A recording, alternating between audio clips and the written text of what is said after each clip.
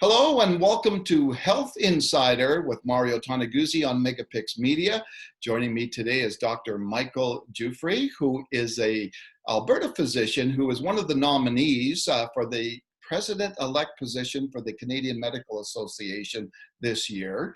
And also joining us is Pauline Alakija, who is a pathologist in the province and a clinical professor at the University of Alberta. Thanks for joining us both today. Thank you. Hello, Mario. Thank you. Pauline, let me ask you first, as a well-known female physician in the province, why are you supporting Dr. Giuffre's run, I guess, for the CMA president-elect position? Well, that's a question that's going to take a long time to answer because there are so many things, so many positive things I can say about Dr. Giuffre. I've known him for a very long time. We worked on many committees together, and I think the most significant committee we worked on together was the Alberta Medical Association Board. I was a fellow counselor or fellow board member with Dr. Giuffre, and I was also on the Alberta Medical Association Board when he was president of the Alberta Medical Association. So that's more the administrative board side that I know him from, but I'm also a cardiac pathologist, and I know many of the cardiologists in the province, and Dr. Giuffre is very well known for his amazing clinical competence, and just as amazing, he's also a very competent leader and worker. His work ethic is amazing. I just want to relay a story from the Alberta Medical Association. We were in very tough negotiations with the government, and it looked very bleak. And not all presidents have to go through this. It's a tough job as it is, but it's a very tough job when you have to go to the government and bring negotiations to fruition. And that's what Michael did. Dr. Giuffre worked very hard to get a negotiation with the government that we didn't think we'd get a negotiation with. And he did it with diplomacy. He did it with elegance, I have to say. And it was surely through integrity, wisdom, and a lot of hard work. Okay, Michael, can you describe what your leadership style is? Well, Mario, it's always hard to talk about oneself, but I would say my leadership, firstly, is it's kind, it's compassionate, it's inclusive. I like to surround myself with people that are wise and knowledgeable, people that share kind of a similar goal. And yet I also like to surround myself with people that have a different opinion than myself so that I get the whole story. And I think my style is that of empowerment. I like to be very strategic when it comes to directionality, goals, measuring goals. And I think the strategies are really, really important. Otherwise you can really flounder as a leader. And part of that success in strategy is empowering others so that you can delegate and be part of and welcome voices to the table so that you end up really performing well. So I would say that summarizes my style. Okay. Pauline, when you look at Dr. Giuffre's strengths, what are some of the key things he brings to the table, especially when it comes to, say, this president-elect position for the CMA? Well, I want to build on a little bit of what Dr. Giuffre just said. There's a lot of strategy, a lot of intentionality in his leadership style. And this wasn't something that he just thought of in the last 4 months. Oh, it sounds great, and I'll just put my name in. We've actually been talking about this for years. You know, and I've been talking with Dr. Giuffre about this for years. You really have to line everything up in your life to be able to do this job well. It's a big job. This is not a small job. You're representing all the physicians in Canada. and trying to look at, what's happening in Quebec, what's happening in British Columbia, what's happening with physicians in medicine, what's happening with primary care, what's happening with academic medicine, what's happening with policy. These are things you have to look at and be very knowledgeable about. You can't just all of a sudden figure out what they are in the last minute. You also have to make sure your family's in a place where they can support you and you have lots of friends who can support you. So I really like that deliberateness and the strategy that he puts behind this nomination, putting his name forward. But I also like the inclusiveness. So for example, I know 3 of the physicians who've put their name forward for this position. And I think all 3 are excellent. Now, there are 5 people running for the position.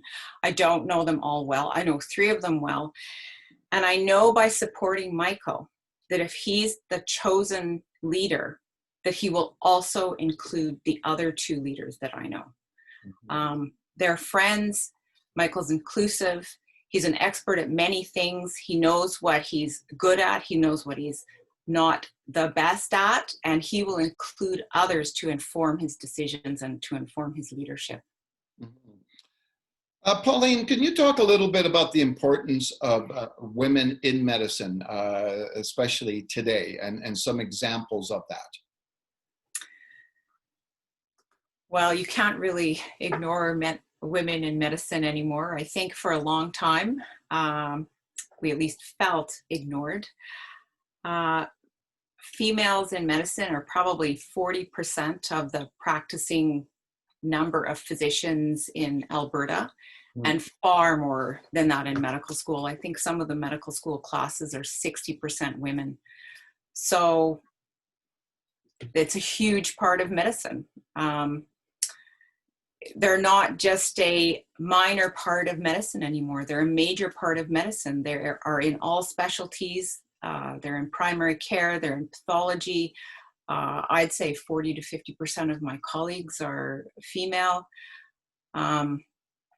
But I don't think it's easy for all females who are physicians. I think that because traditionally this is a profession that has been dominated by men, I think that leadership has to deliberately make sure that females are asked in a different way than men are. And I think that's been shown in many studies. If you want women to step up to leadership positions, you really have to make sure that they're asked in an appropriate way for them, and that they have supports, especially if a female physician has a family. They do need some more supports than men do. And definitely Dr. Giuffre has asked me what it's been like to be a female physician and a female physician leader in this province. In some ways, it may be a little bit easier, but mostly it's more difficult to be a female in this role. And he's really been interested in promoting female leadership. Okay, yeah, and I think Michael, it's correct. Sorry, Michael, can you talk a little bit about that and your thoughts? I think Pauline's right on the money. I think one of the disappointing things is we haven't gone far enough in terms of female leadership per se, because I think there's disproportionate numbers still in terms of the females that are actually in decision-making roles. And then as you climb that ladder to the important titles, there are a few exceptions, but there are even fewer female leaders that are put in those positions of power. And part of that has to do with our system that Pauline's delineated, but I think we're running out of excuses. I think we really need to progress that quicker. And there has to be programs in place, promotions in place, pathways defined, so that is accelerated and that it actually is proportionate leadership to the proportionate number of females that are in practice. And we all know that with that kind of diversity in there, whether it's female gender or whether it is visible minorities, that we end up with a better, stronger profession. When that happens, job satisfaction goes up, resilience goes up. There's just so many benefits personally and to the profession and to patients ultimately when we achieve that kind of diversity. And Pauline and I truly agree on that aspect. Okay, one last question for both of you. Pauline, as you look into this year, 2021 and beyond, what are the biggest challenges you think that the Canadian Medical Association is facing in the near future, and maybe even longer term future? Oh, I think the CMA has a few challenges. I mean, policies and legislation are changing so fast. So a couple of examples of that are medical assistance in dying. We didn't think that we would be talking about that, 10 years ago, and here we are, have the legislation about it and having to deal with that. Also having to deal with the legislation on marijuana, that has been quite a challenge for physicians. But for CMA specifically, and going through these two new pieces of legislation, I think their challenge has been, how are they relevant to all physicians in Canada? Because I've mentioned two pieces of legislation that are nationwide, they're federal. However, many things in healthcare are provincial. So how do you unify all these different provinces and really speak for all the physicians in Canada? And the CMA has to really think, well, how are they advocates for all physicians? What is the voice of all physicians in Canada? What unifies us? So I think that's the major challenge that CMA has. I can go into detail smaller challenges, but I think that's the major one. Okay, Michael, your thoughts on that?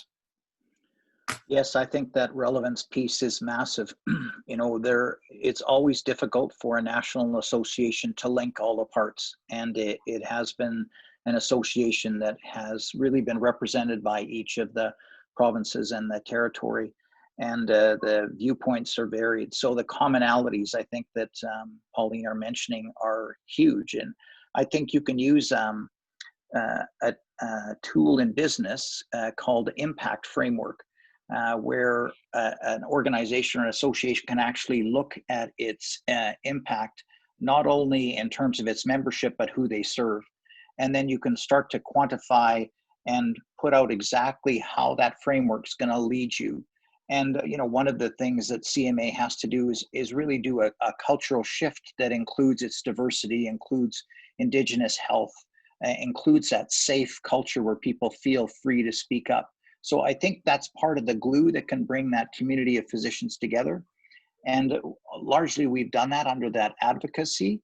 But I think not only can we be advocates for our fellow colleagues, but we need to really be envisioned as being advocates for our patients and a better healthcare system, because our healthcare system is not sustainable the way it is now. And CMA needs to be part of the solution. And I think physicians across Canada uniformly think that. And I think we're ready to come to the table with various levels of government to say the status quo is unacceptable. Okay, thanks for joining us, both of you. Pleasure, thank you very much.